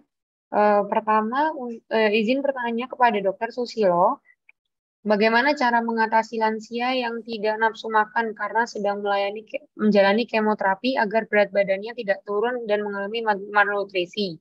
Lalu selain faktor makanan, apa saja yang harus dilakukan agar selalu dalam keadaan sehat bugar, Dok? Baik. Untuk Dr. Susilo. Baik, Dok. Terima kasih. Ditanyakan tadi bagaimana untuk pasien-pasien yang menjalani kemoterapi gitu ya. Jadi kita ketahui bahwa kemoterapi itu merupakan stresor buat pasien sendiri, buat tubuhnya juga ya. Selain dari kankernya yang menyebabkan dilepasnya faktor-faktor keradangan gitu ya, inflamasi itu kan akan menekan rasa ingin makannya gitu ya. Kemudian juga obat-obatan yang diberikan cukup berat gitu ya. Kemoterapi itu juga menekan sel-sel ganasnya atau sel kankernya, tetapi juga berpengaruh pada sel-sel tubuh yang sehat. Karena itu pasti ada sel-sel yang seharusnya sel-sel tubuh kita yang berfungsi dengan baik itu jadi berkurang fungsinya ya. Karena itu pada pasien-pasien kemoterapi biasanya memang tetap dianjurkan secara model ya, kalau bisa makan seperti apa yang dia inginkan, apa aja kalau bisa diberikan gitu yang dia bisa makan gitu. Jadi selama tidak ada kondisi tubuh yang membatasi asupan nutrisi, misalnya pada gangguan ginjal misalnya begitu, sehingga batasan proteinnya memang harus dibatasi, atau pasien diabetes misalnya gitu ya, selama dia menjalani kemoterapi, kalau tidak ada batasan kondisi-kondisi penyakit seperti itu, apa saja bisa diberikan ya. Jadi boleh diberikan. Kemudian kalau memang masih terjadi nafsu makan yang berkurang, memang diberikan semacam obat gitu ya, atau hormon gitu ya, semacam hormon itu bisa membantu meningkatkan rasa makannya, jadi rasa lapar untuk makannya, nafsu makan. Nah itu memang diberikan. Tapi yang penting sekali adalah untuk pasien-pasien kemoterapi seperti ini, kita tetap menganjurkan pemberian asupan gizi yang seimbang ya. Jadi kalau sudah diberikan asupan makronutrisi tadi seperti protein, lemak, karbohidratnya sudah bisa masuk gitu, tapi tetap harus diimbangi dengan yang kecil-kecil seperti vitamin, jadi mikronutrien atau mineralnya juga perlu dicukupi gitu ya, sehingga terjadi keseimbangan terhadap kebutuhan. Nah, jangan lupa juga itu bisa didapatkan dari banyak misalnya sayur-sayuran, buah-buahan gitu. Nah, selain makanan seperti itu, pasien seperti yang sudah menjalani kemoterapi ini juga tetap dianjurkan aktif ya. Aktif itu artinya tetap kalau bisa mampunya gitu melakukan aktivitas harian seperti biasa ya. Kalau bisa berolahraga ya mampu ya bisa, nggak apa-apa ya. Jadi memang kan kondisi pasien-pasien yang menjalani kemoterapinya begitu lemahnya ya, begitu lemah, tetapi tetap ada kondisi ketika dia bisa mau mendapatkan pemulihan itu ya setelah kemoterapi, ada jarak kemoterapinya itu, nah itu diharapkan dia bisa mulai bergerak, tetapi memang harus hati-hati terhadap risiko infeksi karena pasien-pasien yang mendapatkan kemoterapi tentu berisiko untuk terjadi infeksi karena kan tadi itu dia imunokompromis, artinya daya tahan sel-sel tubuhnya berkurang. Karena itu ketika dia melakukan aktivitas harian juga harus memperhatikan dengan sekitarnya ya, jangan sampai ada orang-orang yang di sekitarnya terkena infeksi malah menularkan pada pasien yang tadi sedang menjalani kemoterapi. Karena itu memang penting sekali untuk menjaga asupan makanan secara seimbang. Jadi prinsip sebenarnya tidak ada larangan atau tidak ada kontraindikasi yang mutlak untuk bisa mendapatkan nutrisi yang cukup, tetapi yang penting adalah memperhatikan keseimbangan tadi dan kondisi penyakit-penyakit lain. Ya, mungkin itu yang bisa saya sampaikan, Dr. Debbie. Baik dokter, benar sekali memang karena pasien kemoterapi dengan segala yang kemoterapi yang dia jalani pasti nafsu makannya juga akan turun ya dokter. Jadi perlunya nutrisi yang cukup. Mungkin perlu konsul juga dengan dokter Susilo dan Dr. Luis juga untuk asupan gizinya dok. Selanjutnya ada pertanyaan juga dok sekalian untuk Dr. Susilo dok. Izin bertanya dokter dari Randy dulu dokter. Izin bertanya dokter, untuk lansia yang memiliki penyakit diabetes, hipertensi dan asam urat, buah-buahan dan sayuran-sayuran dan protein hewani apa yang aman dikonsumsi? Kemudian apa saja dampak resiko jika gejala malnutrisi pada lansia tidak segera ditangani dengan tepat? Selanjutnya apa saja refleks dari malnutrisi pada lansia? Kompleks juga ya dokter, khususnya pada pasien diabetes mungkin pertanyaannya dokter. Baik, pada kondisi-kondisi diabetes pada usia lanjut ya, diabetes, hipertensi ya, tentu sama seperti pasien-pasien diabetes lainnya gitu, tetap menjaga agar kadar glukosanya tetap stabil, berada di dalam batas yang diharapkan normal gitu ya kalau bisa. Tapi kalau tinggi pun dalam puncak-puncaknya tidak terlalu tinggi ya, sehingga pasien itu tetap bisa dalam kondisi yang cukup stabil melakukan aktivitasnya dengan diabetesnya. Jadi misalnya diharapkan kalau pasien diabetes yang dianjurkan memang makanannya porsinya kecil tetapi sering gitu ya. Jadi lebih menjaga kondisi gulanya stabil gitu. Kalau saya secara prinsip ya pada pasien diabetes misalnya bertanya pada saya, dok apa sih pantangannya pasien diabetes ini nggak boleh makan? Kalau saya di praktik saya bilang boleh makan apa aja sebenarnya. Tetapi harus menjaga porsinya. Ya, jadi seperti guru-guru kita bilang itu jaga mulut katanya. Jadi dia boleh makan apa aja, ya. Mau makan roti boleh, ya. Tetapi tentu dia harus lihat porsinya berapa. Kalau misalnya biasanya orang normal yang makan satu, ya dia mungkin ya hanya bisa mengecap seperempatnya aja misalnya gitu. Gitu ya. Jadi kalau misalnya dia lebih sering lapar begitu ya, sementara terus tergoda untuk makan makanan yang mengandung banyak karbohidrat atau gula, itu yang berisiko meningkatkan gulanya. Jadi kalau saya sarankan buat pasien-pasien diabetes itu memang lebih baik diganti gitu ya, kandungan karbohidrat misalnya diganti dengan yang banyak mengandung serat yang bisa mengganjal rasa laparnya gitu. Jadi mengganti rasa laparnya seperti misalnya buah-buahan, sayur-sayuran. Jadi kalau saya bilang kalau katakan boleh itu makan buah-buah sayur-sayuran yang tidak berkalori begitu, bisa mengganjal rasa laparnya gitu. Itu pada pasien-pasien diabetes. Jadi kalau dia makan sebenarnya tetap ya porsi makannya tetap boleh di 3 kali sehari gitu, tetapi jumlah makanannya tentu yang diatur. Untuk kalorinya nanti itu dokter gizi juga membantu tuh ya untuk menghitung kalorinya. Kemudian di setelah makan masih bisa dia minum atau makan tambahan misalnya snack ya. Tentu itu tadi porsinya tidak boleh berlebihan, yang mau ngemil juga boleh tetapi kembali lihat porsinya.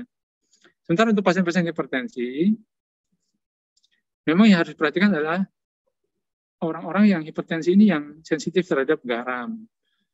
Ya, tapi sebenarnya orang-orang yang tidak sensitif terhadap garam sih tidak terlalu berpengaruh. Tapi banyak juga orang yang berpengaruh pada garam. Jadi garamnya yang dibatasi, bukan tanpa garam ya. Kalau tanpa garam ini pasien-pasien sering kita temui di usia lanjut itu mereka betul-betul membatasi garamnya.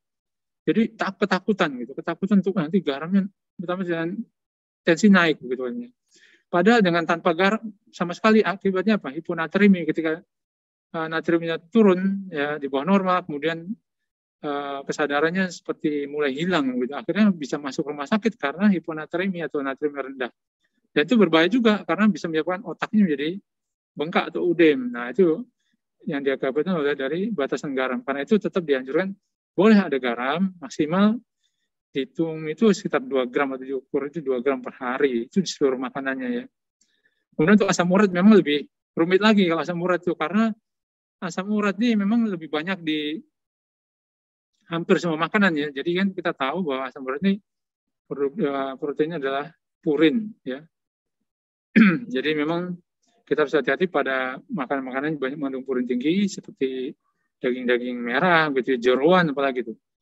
Jeruan, kemudian kita ketahui ada banyak sayuran-sayuran yang mengandung purin juga seperti apa itu namanya, emping melinjo misalnya, itu kacang-kacangan. Nah, itu harus dibatasi. Jadi memang pada pasien-pasien yang memiliki risiko untuk kondisi hiperuresemia gitu, memang harus hati-hati karena hiperuresemia itu atau asam urat tinggi juga berpengaruh nantinya pada kerusakan ginjal. Ya nanti kayaknya kalau malnutrisi tidak ditangani bagaimana? Ya tentu tadi itu semua tadi sudah disampaikan baik oleh Dr. Louis dari Ensure juga menyatakan bahwa massa ototnya akan habis kepakai. Nanti nutrisinya akan digunakan cadangan tubuhnya, terutama ada protein. Jadi proteinnya nanti lama-kelamaan akan habis, akibatnya itu tadi komplikasinya bisa menjadi infeksi, kemudian jadi mudah penyakit, kemudian gairah bekerja atau aktivitas harian berkurang, kemudian aktivitasnya semuanya berhenti, tiba-tiba menyebabkan kondisi yang bisa menyebabkan ujung-ujungnya pada kematian. Begitu kira-kira. Itu Dr. Debbie. Baik dokter, terima kasih untuk pemaparannya. Mungkin memang susah ya dokter kalau misalnya pasien dengan diabetes dan hipertensi, kelebihan juga salah, kekurangan juga salah. Jadi memang harus kontrol rutin pada dokter yang berwenang seperti dokter penyakit dalam dan dokter gizi juga ya dokter. Terakhir dokter, ada lagi dokter dengan Ibu Wina untuk bertanya tentang mertuanya mengalami kondisi stroke dokter. Bagaimana pemenuhan nutrisi untuk lansia yang mengalami stroke untuk mencegah malnutrisi? Dan bertanya suplemen vitamin apa sajakah yang sebaiknya dikonsumsi lansia yang pernah mengalami stroke? Dan tambahannya lagi untuk olahraga dan aktivitas jika pasiennya mengalami stroke. Terima kasih. Ya mungkin yang pertama itu sebenarnya Dr. Louis bisa bantu jawab nanti ya, apa aja nutrisi yang bisa diberikan pada pasien-pasien stroke ya. Cuma mungkin kita kalau melihat pada pasien stroke, memang kondisi medisnya bagaimana ya? Apakah sama sekali total nggak bisa makan begitu ya? Nggak bisa menelan begitu? Apakah masih bisa gitu? Karena kan stroke itu derajatnya beda-beda. Ada yang sama sekali yang ringan masih bisa jalan-jalan gitu ya, bisa melakukan aktivitas harian. Tapi ada juga yang stroke-nya sampai tidak bisa melakukan aktivitas. Karena itu memang perlu diperhatikan sekali kondisi medisnya stroke ini bagaimana ya. Tergantung tingkat derajat keparahan penyakitnya. Jadi kalau masih ringan masih bisa makan, ya silakan, nggak ada masalah. Tergantung tadi penyakit yang mendasari dia. Mungkin stroke-nya kenapa? Karena diabetes atau hipertensi tadi itu. Ya. Tapi kalau kondisinya memang berat sekali dan tidak melakukan aktivitas sama sekali, sehingga dia harus ada gangguan menelan, gitu, memang harus dipasang alat bantu untuk memasukkan makanan ya. Seperti NGT misalnya. Tapi pemakaian NGT juga tidak seharusnya dilakukan terus-menerus gitu. Nah, memang ada metode dengan menggunakan memasukkan makanan langsung ke lambung seperti itu. Tapi itu intervensi sekali dan memudahkan infeksi. Tapi di negara kita ini jarang sekali dilakukan itu. Tapi memang dianjurkan ketimbang melakukan pemasangan NGT yang terlalu lama. Kemudian aktivitas hariannya gimana? Ya, aktivitas hariannya sebisa mungkin tetap melakukan aktivitas karena tubuh kita itu tidak boleh berdiam diri. Begitu berdiam memang cenderung darah melambat mengakibatkan timbul banyak penyakit ya. Jadi memang kalau pasien atau usia lanjut dengan kondisi stroke, kalau bisa melakukan olahraga aktivitas fisik, memang diharapkan dia tetap bisa misalnya berjalan pelan-pelan gitu, kalau bisa setengah jam gitu setiap hari ya, atau 150 menit per minggu. Jadi ada jedanya kalau dia mau lakukan olahraga atau aktivitas fisik ya, pelan-pelan gitu. Jadi memang pasien-pasien stroke tidak boleh harus seharusnya tidur-tiduran aja, kecuali memang yang mengakibatkan dia tidak bisa melakukan aktivitas ya. Dan kalau di tempat tidur saja pun itu masih harus melakukan misalnya perubahan posisi gitu ya. posisi ya dimiringkan, ditegakkan, diluruskan, gitu, macam-macam. Memang itu kalau seperti itu udah home care misalnya, itu memang agak berat ya. Mungkin itu yang bisa saya jawab, Bu Dewi, mungkin bisa dibantu oleh Dr. Louis ya.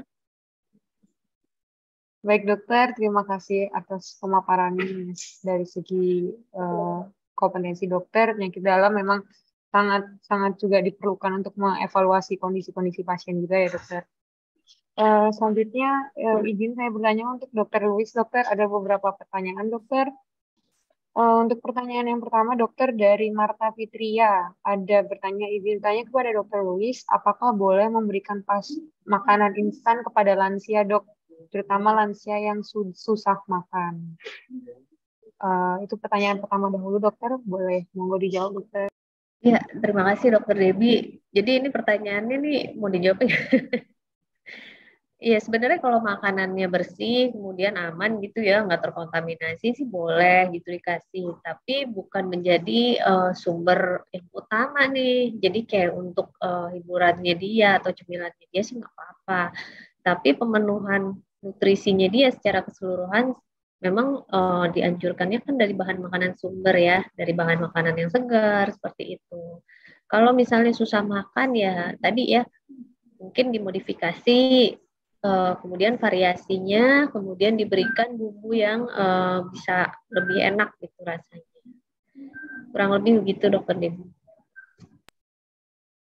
Baik dokter, terima kasih. Mungkin sering sekali pada lansia-lansia oma opa di rumah yang kayak susah makan, kayak makanannya kok nggak ada hamba rasanya. Mungkin bertanya seperti itu ya dokter.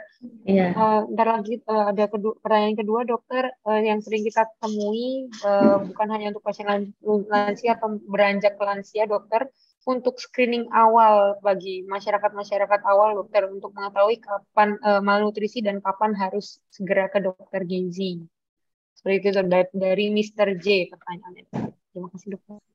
Ya, terima kasih. Jadi tadi ya untuk orang-orang yang atau golongan usia lansia yang rentan terhadap malnutrisi, misalnya dia punya penyakit penyerta atau penyakit metabolik ya, seperti penyakit jantung, hipertensi, kemudian penyakit paru kronis, diabetes, dan penyakit ginjal dan lain-lain. Itu kan mereka semua, apalagi kalau udah lansia itu golongannya yang termasuk rentan terhadap kejadian malnutrisi. Jadi sebaiknya kalau memang sudah mempunyai penyakit tersebut dari awal dimonitor terus nutrisinya. Jadi berat badannya di follow up, kemudian porsi makannya dijaga.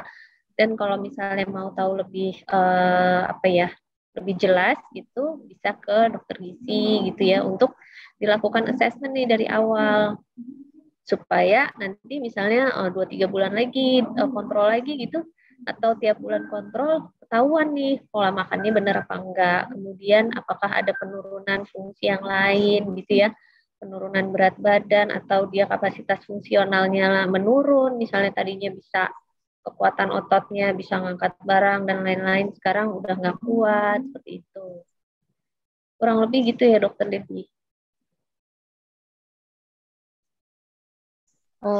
Baik dokter Louis, untuk pertanyaan terakhir dok, mengenai massa otot yang tadi ada angka mortalitasnya dok, kalau jika pengurangan massa otot semakin tinggi, dari Bu Sri Hartati, hal-hal apa sajakah yang kita upayakan agar lansia tidak mengalami berkurangnya massa otot? Sekian dokter. Ya, terima kasih Dokter Debbie. Jadi untuk menghindari pengurangan massa otot ya, jadi tadi ya pengurangan massa otot itu sebenarnya memang secara alami atau secara natural itu akan dialami kalau misalnya dengan bertambahnya usia. Nah, untuk mengurangi nih laju pengurangan massa ototnya, itu yang penting adalah asupan nutrisi yang cukup. Jadi nggak cuma protein aja, tapi karbohidrat, protein, lemak, kemudian mikronutrien untuk metabolismenya. Kalau hanya proteinnya aja yang dikejar, tapi misalnya karbohidratnya nggak cukup, ya proteinnya dipecah untuk energi juga, gitu ya. Kemudian untuk memelihara otot, ya harus dipakai ototnya, bisa dengan aktivitas fisik, olahraga, dan lain-lain. Itu Dokter Debbie. Baik Dokter Louis, memang perlu adanya ada banyak orang 36 dan evaluasi lebih lanjut ya dok dari banyak faktor ya dok. Ya. Terima kasih dokter atas waktunya. Selanjutnya ada beberapa pertanyaan untuk tim Ensure. Ini mungkin dari aplikasian dari yang ada pengguna dari Ensure sendiri. Izin bertanya kepada tim Ensure, apakah Ensure boleh digunakan sebagai campuran cake dan puding? Lalu apakah bisa lansia yang punya toleransi laktosa mengkonsumsi Ensure ini? Mungkin kepada Kak Radita, boleh bantu menjawab, Kak? Terima kasih pertanyaannya. Tadi untuk jadi campuran cake dan puding boleh, tapi disarankan untuk tidak dimasak dalam keadaan tinggi, maksudnya suhu tinggi. Jadi misalnya kalau misalnya bikin puding, air terus bubuk pudingnya dimasak dulu sampai mendidih, kemudian matiin kompornya baru masukin Ensure-nya gitu. Kenapa? Karena kalau misalnya Ensure-nya dimasak dalam suhu yang tinggi, mendidih gitu, takutnya nanti zat gizinya pada hilang gitu. Jadi lebih baik kalau misalnya mau bikin puding, didihkan air, kemudian kasih bubuk pudingnya, nanti sudah mendidih, dimatiin dulu kompornya, baru dimasukin bubuk Ensure-nya atau dimasukin susunya gitu. Kemudian untuk orang dewasa atau lansia yang lactose intolerance bisa digunakan sampai saat ini belum ada keluhan bagi yang lactose intolerance karena Ensure sendiri tadi sudah saya sebutkan rendah laktosa. Jadi aman digunakan untuk orang dengan lactose intolerance.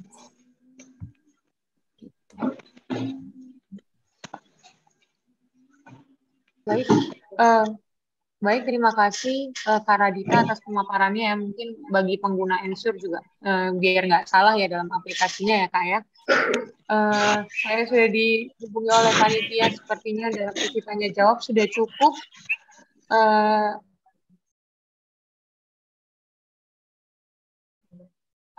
Untuk sesi pertanyaannya juga akan dipilih mana pertanyaan yang akan terbaik oleh panitia kami. Sebelumnya sepertinya kita sudah sampai di penghujung acara ya, Bapak dan terutama pada Dr. Susilo dan Dr. Louis dan Sobat Primaya sekalian, terima kasih atas waktunya dan kepada juga tim Ensure dan Gold dan Ebet, terima kasih atas waktunya dalam partisipasi dalam Primaya Talk hari ini.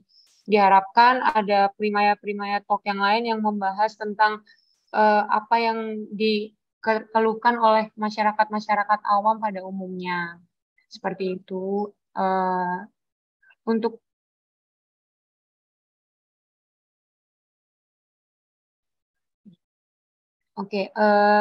Sebelumnya terima kasih ya Dr. Susilo, Dr. Louis atas waktunya, atas pemaparannya terhadap malnutrisi pada usia lansia ini. Diharapkan pada sobat-sobat Primaya yang memiliki lansia di rumah agar lebih peduli dan aware lagi terhadap kondisinya di rumah, agar tidak salah dalam penata laksanaannya. Dari segi ada sakitnya, ada preventif dan penata laksanaannya. Terima kasih ya dokter.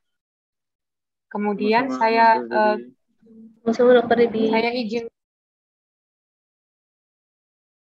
izin tutup dari sesi pemaparan materi. Kurang lebihnya saya mohon maaf atas adanya kesalahan teknis dan yang lain. Saya izin menutup. Terima kasih semuanya. Selamat siang dan saya izin alihkan kepada panitia. Terima kasih sebelumnya. Ya, terima kasih banyak Dr. Debbie Syagian. Dan terima kasih Dr. Susilo beserta Dr. Louis. Untuk para peserta, mohon tidak meninggalkan sesi webinar ini terlebih dahulu, karena kita akan mengumumkan voucher yang akan mendapatkan voucher Sodexo seperti itu. Nanti mohon saya akan sampaikan nomor telepon panitia yang ada di chat seperti itu ya. Jadi saya sampaikan terlebih dahulu ada video dari Ensure. Tahukah Anda, seiring bertambah usia, tubuh kehilangan massa otot hingga 33% setelah usia 30 tahun. Ensure, nutrisi lengkap dan seimbang dengan triple protein, tinggi kalsium, omega 3, 6, vitamin, mineral, dan rendah laktosa. Minum Ensure 2 kali sehari, bantu jaga massa otot, kekuatan, dan daya tahan tubuh. Ayo beli sekarang! Sekarang tua itu tak ditentukan umur, tapi dari usia otot. Yuk ikuti Ensure Stand for Strength untuk tahu usia otot Anda. Mulai! Minum Ensure 2 kali sehari. Nutrisi seimbang dengan triple protein dan tinggi kalsium untuk bantu jaga kekuatan otot dan tulang yang menurun seiring usia dan jaga daya tahan tubuh agar tetap aktif sepanjang hari. Kunjungi ensure.co.id dan cek usia otot Anda sekarang.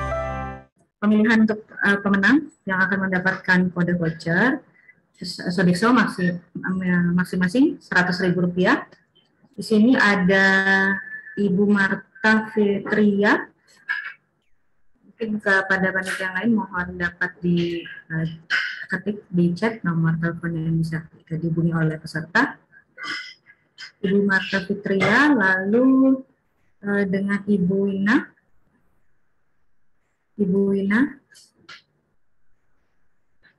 lalu dengan Ibu Raisa Imaniar. Kode voucher akan kami kirimkan. Silakan menghubungi panitia di 0815. Sudah? Oke. Di 0815 1748 7748. Jadi saya akan cek di room chat. Dan mohon agar dapat mengisi link post survei agar kami ke depannya dapat memperbaiki dan juga meningkatkan kualitas dari sesi Primaya Talk bersama Primaya Hospital PGWC ini.